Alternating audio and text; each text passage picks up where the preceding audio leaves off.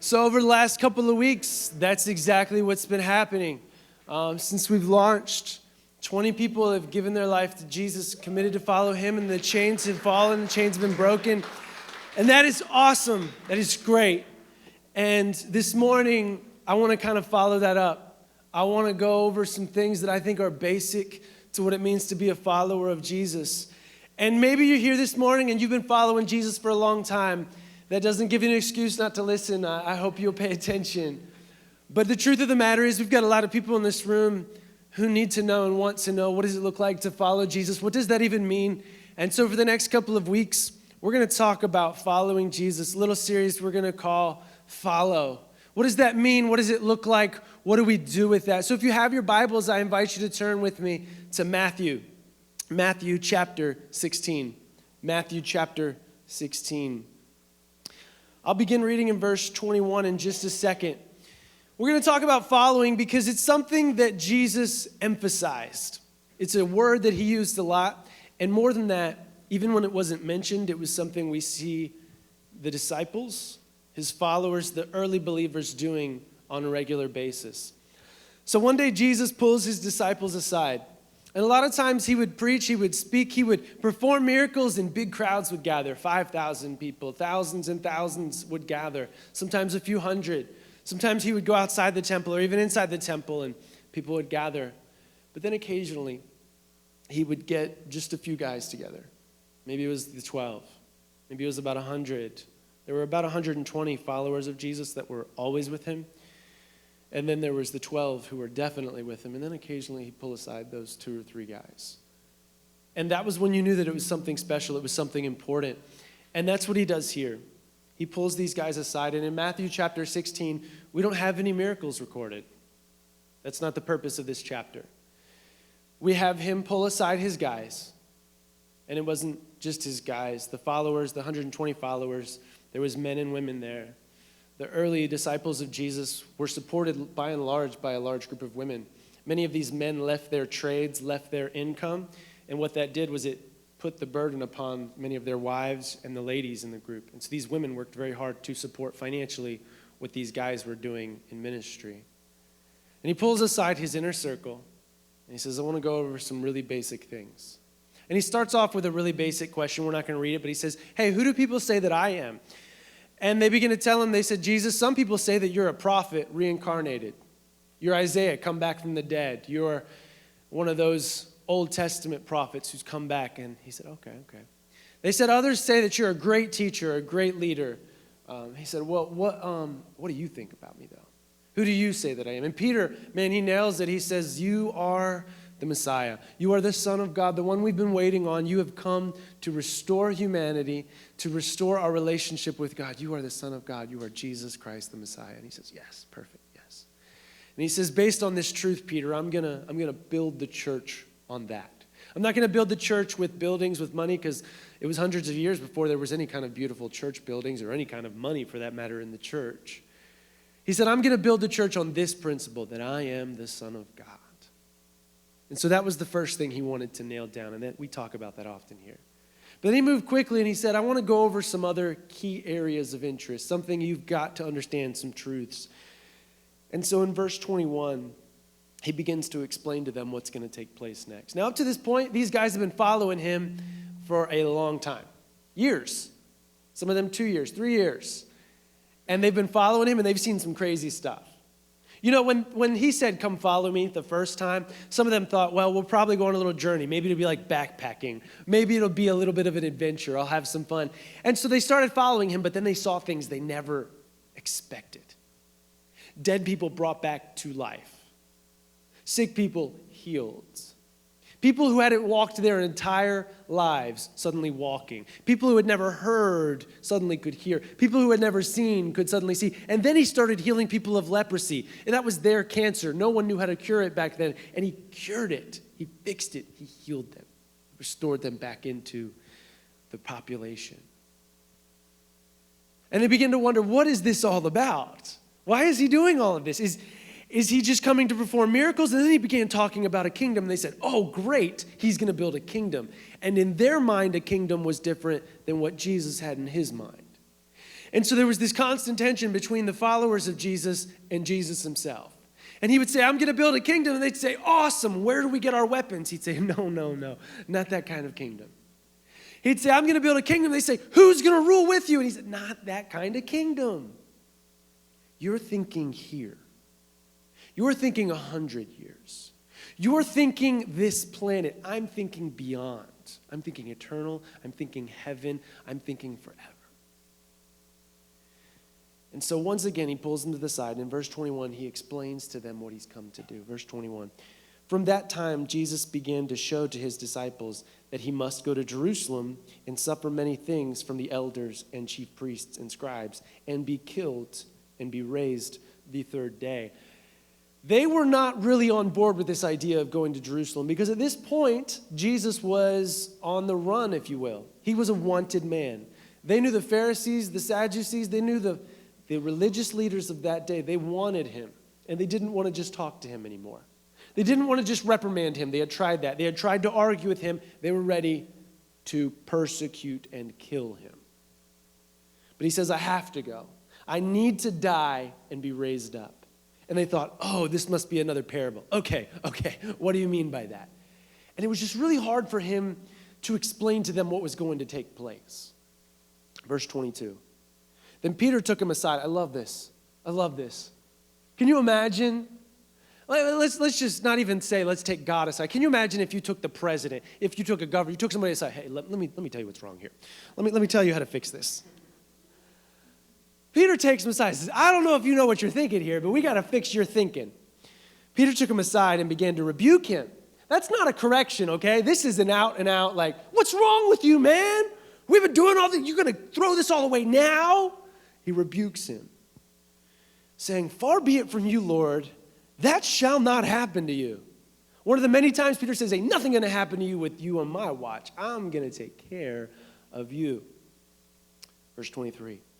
But he turned and said to Peter, this is strong, get behind me, Satan. Well, Peter and Jesus were close, you know? They were good friends. And Jesus could just say some things to Peter that everyone else would have got punched in the face. He looks at Peter and he says, you're a devil. You're a Satan. Look, I've been called some terrible things. I've been called some words I can't repeat. But no one's ever said, Satan is using you. Like, that's a really strong statement. And usually if somebody did that to me, I'd be like, all right, dude, get away from me, crazy person. But if Jesus said that, and that's what he said. He said, you are an offense to me. For you are not mindful of the things of God, but the things of men. And this is the great disconnect. This is the great tension of being a follower of Jesus. We think, we live, and we act not according to what makes sense here. Because what makes sense here on planet Earth? Do you know what makes sense? What I can touch, what I can see, what I can feel, what I can hear. But then faith is the absence of those things. Faith is the absence of what I can touch, feel, taste, see. It's believing in something I have no proof of. I can't show it to you. I can't hold it up for you. I will never be able to prove God to you. But I have faith. Read on, verse 24. Then Jesus said to his disciples, if anyone desires to come after me, let him deny himself and take up his cross and follow me. For whoever desires to save his life will lose it, but whoever loses his life for my sake will find it. For what profit is it to a man if he gains the whole world and loses his own soul? Or what will a man give in exchange for his soul?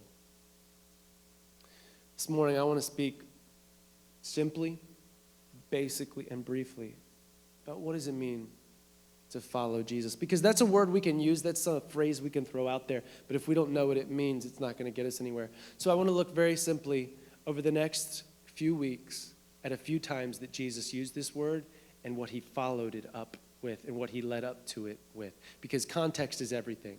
I can't just say follow Jesus. What did Jesus say when he said follow me? Let's look at the words he used. Let's look at the verbs he used. Let's look at the life actions he has called us to. So this morning we're going to talk about following Jesus. Follow me. That me? That's not me. That's not Kevin. That's not anybody you see on stage. We're all following him. And that's what we're here to do, is to follow Jesus. So I want to revert your attention back to, and we don't need to put it back up on the screen, but I want to read to you again what he said in verse 24. If anyone desires to come after me. Now, he didn't quite say follow. He says, come after me. Let him deny himself and take up his cross and follow me. There are some things he said before he got to the follow me that we need to understand and we need to make clear. So before we get any further, I want to define what it is not. Before I talk about things, I like to say what it is not. It is not, following Jesus is not going to church, okay? When somebody trusts Christ, we say, it's time for you to follow Jesus. I don't just mean go to church. Now, these are good things. I hope you could continue to come to church. We really appreciate you showing up. That's awesome. Not everybody does. It does not mean giving to the church. These are good things. I hope you give, and I hope you are generous so that the church can be generous in our community. But that's not what it means to follow Jesus. These are parts of it, but these are not the whole sum of it. Being baptized is a part of identifying with Jesus and letting people know you're following him, but that's not quite following him. These are all steps in the process, but they're not the actual thing. That's kind of like when I go hiking. I'll put my hiking backpack on. That's not hiking. That's getting ready. Do you know what I mean? When I'm out on the trail and I cross that first rock, that's a part of hiking, but that's not the whole hike. That's not the whole journey. That's a part of it. And sometimes if we're not careful, what we'll do is we'll do what the disciples did.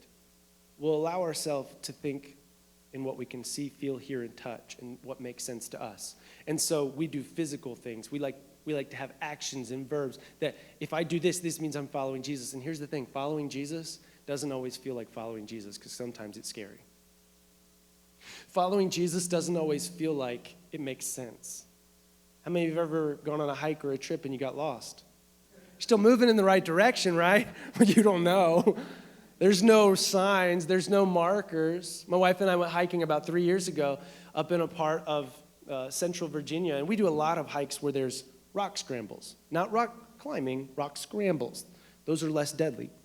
And when you get on rock scrambles, what they do is they take paint and they mark a spot, usually blue paint, on the rocks. In Virginia, it's blue paint. And what you have to do is you have to keep finding those spots. And what happened was we got off the trail and we said, I'll make sure and get back to that marker. We're just going to go off here for a little bit. You know, the craziest thing, that marker moved and we could not find it for 3.5 hours.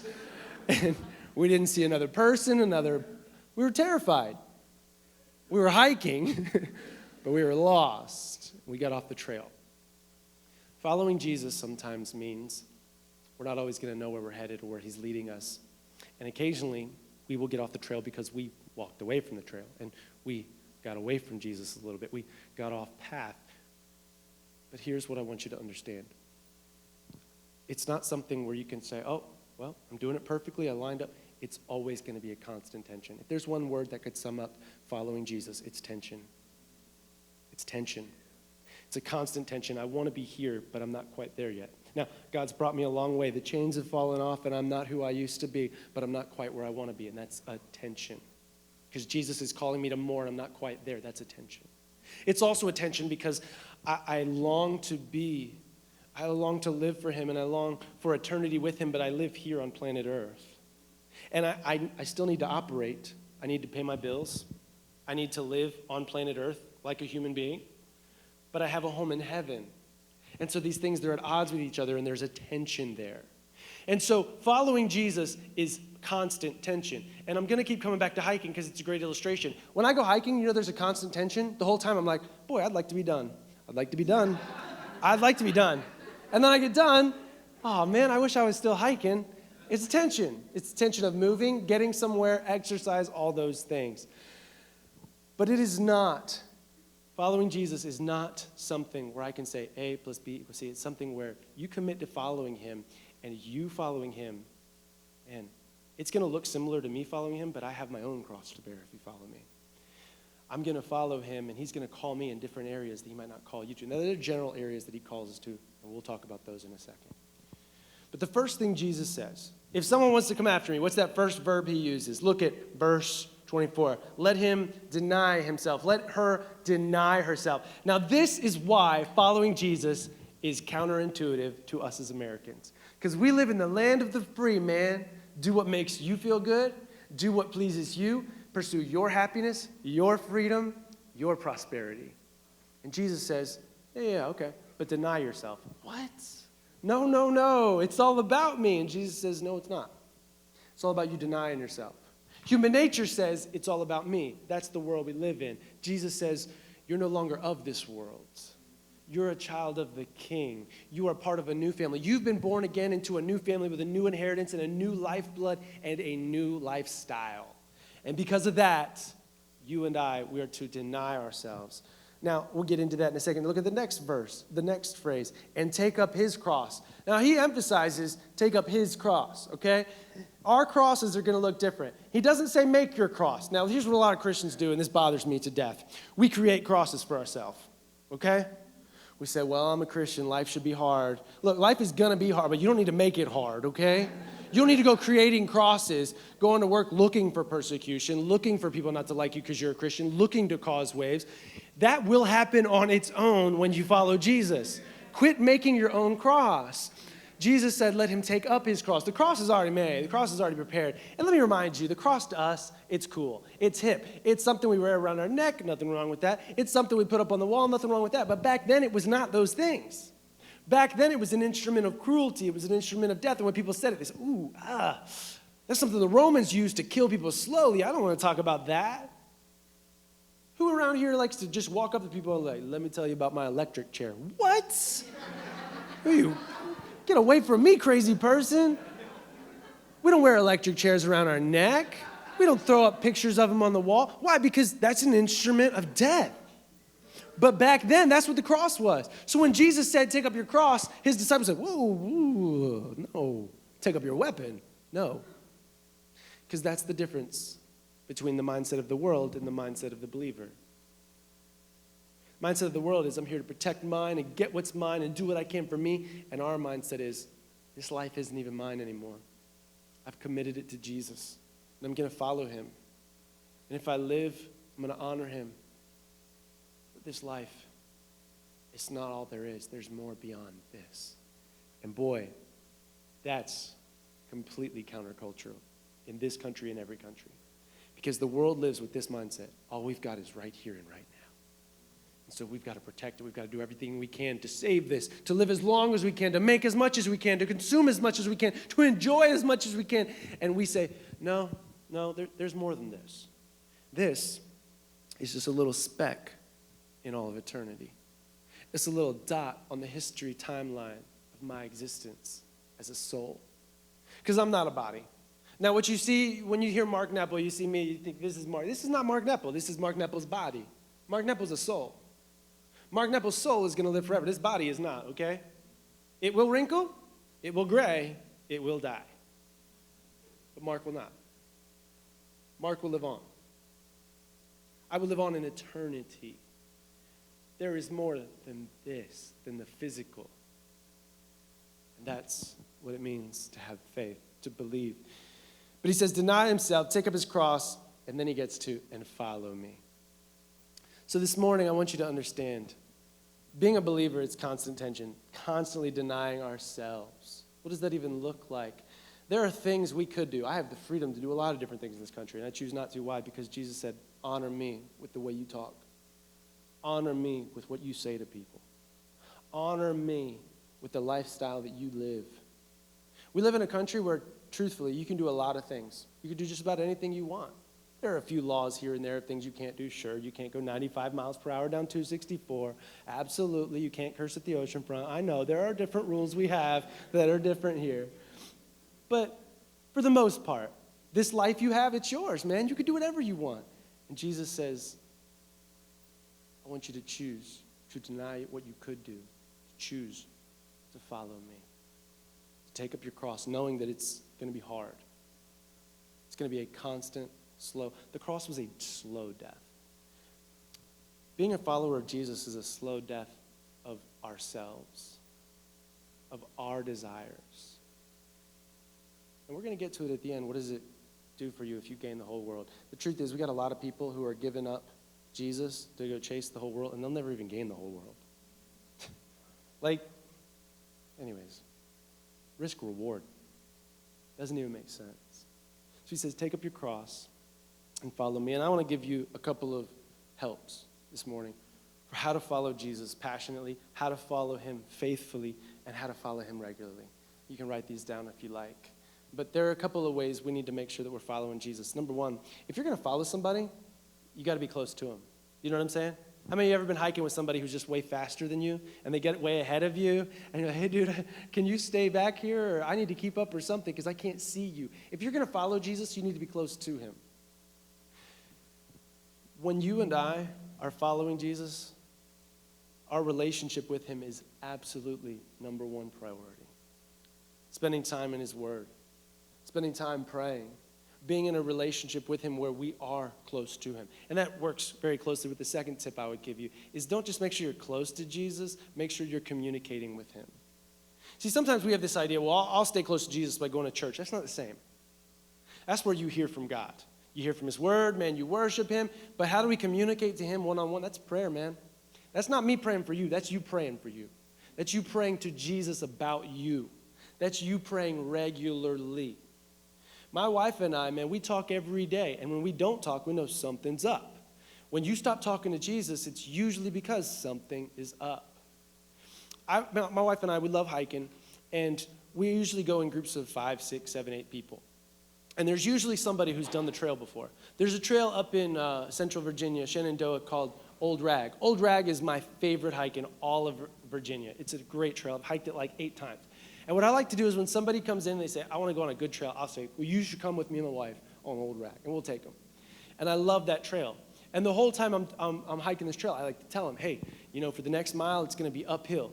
And then we're going to have like a coasting spot. But then it's going to be a lot of rock scrambling. That's my favorite part. It's going to be a lot of rock scrambling. And this is where you got to pay attention to the blue markers. And I love telling them all along the way, this is what you can prepare for. Because I like to tell them, look, you need to make sure you're getting hydrated here. You need to make sure, man, we're going to take a rest here because it's going to be hard. It's a 6-hour hike, and it's like 2,000 feet of climbing. It's great. It's incredible. But when we're communicating with them, I've had some people who are like, yeah, I got it. Okay. There's this one spot. It's the only spot that I feel like is remotely dangerous on this trail. You have to scramble up this ravine, and there's a little bit of an overhang. I mean, like, you could fall and get hurt. I don't think you could die, but you could break some bones, okay? And I've had people go with me. And I'm like, listen, all right, I got this rope attached to my bag. Feel free to, I don't need it. Okay, all right, hey, And so I'll be like, you probably want to put your foot here. I've tried this is the best way to do. Look, man, I got this. You do. You absolutely do. Go ahead. Communication goes 2 ways. Sometimes we like to communicate to God. God, I need this. God, do this. God, hear me. God, blah, blah. But then when he talks to us, we're like, yeah. Okay. I got this. Communication does not just mean talking to God. It means listening. And finally, this is the third tip, obeying him. Whenever you're following someone who knows the trail better than you, it's a good idea to pay heed to what they say. Jesus came and he lived this life you live. God created the world we live in. God is above and beyond everything we can do or see or think. And so when he says to do something, it's usually best that we do it. And so my final tip to you would be just, man, when you're following him, obey him because he's not following you. There's a reason I'm following Jesus, and it's because he's the lead. He's in charge. He makes it up as we go along, not me. So what does that look like? That looks like me having a relationship with him, staying close to him, communicating with him, and then obeying him. Now, we're all cool with these. You're like, yeah, I love having a relationship with God, love praying to him. But then when it comes to obeying, we're like, I don't know that that's what that means. And I'm not real sure that writer knew what they were talking about, but I do love Jesus. Look, you got to understand, man. Jesus gave us a guidebook to follow. Jesus gave us what we need, and he is leading us, but he's only going to lead us so far as we will follow. And he told these guys, it's going to be hard. It's going to be deadly for you to follow me. And many of them died following him. So here's the real question, and this is what I've been wanting to get to. Some of you are sitting there thinking, this sounds stupid. So I'm going to give up my dreams, my goal to follow him for what? He knew you'd ask that question. He knew his disciples were thinking that question. Verse 26. For what profit is it to a man if he gains the whole world and loses his own soul? Or what will a man give in exchange for his soul? Look up at verse 25. For whoever desires to save his life will lose it. You could try all you want, man. You could do everything. You could eat the right food. You could take all the supplements. You could go to the doctor on a weekly basis. No matter what you do understand you're going to lose this life, right? There's no way around it. You will lose this life. But if you will give this life to Jesus, you will gain more than this life could ever give you, he says. So he's trying to lay out for you a risk-reward scenario. Whenever I'm going to make an investment or a purchase, I always look at the risk versus reward. And if there is way too much risk for the little bit of reward, I'm not doing that at all. But if there's not much risk, but there's a lot of reward, I'm all about that. If it's 50-50, that's when you really got to get it out and measure it and look at it. But here's the deal. He's saying most of us, we're risking eternity, we're risking forever, we're risking all of this for this. For this. Now, you can fit a whole lot into this, don't get me wrong. 100 years on planet Earth, you can do all kinds of crazy, awesome things. Maybe you are the one who would gain the whole world. Maybe you're a celebrity. Maybe you could get all the money, all the power, all the success. Maybe you're the next great world leader. I do not know. But I'm saying you're risking all of this for all of this. Now, this looks big because this is all we can see. You know what I'm saying? Because we can hold this little marble, roll it between our fingers, sniff it. And it's real, man. This is real life. And that's where faith comes in. Because faith says there's more than what you can see. And we don't have a problem with that in other areas of our lives. You ask most people, they believe there's a spiritual side to us, but that's about the extent of what they believe. You ask most people, they would say, I believe there's something beyond this life, but we can't see it, we can't touch it, we can't feel it, and so we don't really know what to do with it. And so we risk that away for this reward. And Jesus says, that's crazy, because you should risk this for that. It's a much better trade. But you can't see that until you risk this. And that's where we fall apart. We have a little bit of the deal maker in us that likes to see it first. We want to understand it. We want to touch it. We want to feel it. We want to test it. We want to test drive it. We want to take it home and sit on it, think on it, sleep on it. And the age-old problem that man has with God is, man says, God, show me and I'll believe. And God says, believe me and I'll show you. And we sit across the table from each other, show me, believe me, show me, believe me, show me, believe me. And the deal never gets done. Because we can't get over that thing called faith, believe. So my question to you is this. What are you risking? And what's your reward? Let's say everything goes great. You say, I don't want to follow Jesus. I'm going to do my own thing and I'm going to gain the world. Maybe you do. Maybe you do. You probably don't. I know you're special. Lord knows you were first place in every little league you ever played in. I know you are part of the greatest generation that's ever lived in just the world. I know, because I feel the same way, But the truth of the matter is, you're not going to gain the whole world. No one ever has, no one ever will. You're not going to have everything at your disposal. You're never going to arrive there, and yet we chase it.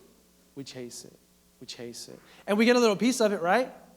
You get a new car, you get a new house, you get something that the world says is going to fulfill you and satisfy you. You get a little bit of that carrot that they hang out in front of you, and it's like, hey, this is not what I thought. I want more. I need more. I need more. And somehow, more is never enough.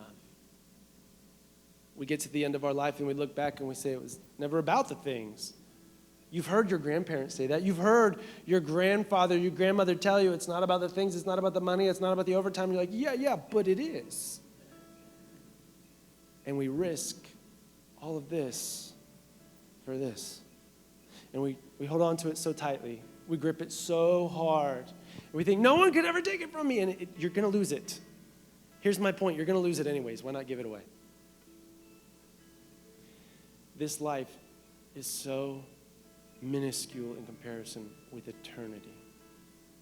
So why not follow him here so that you can gain all of that? Read it again.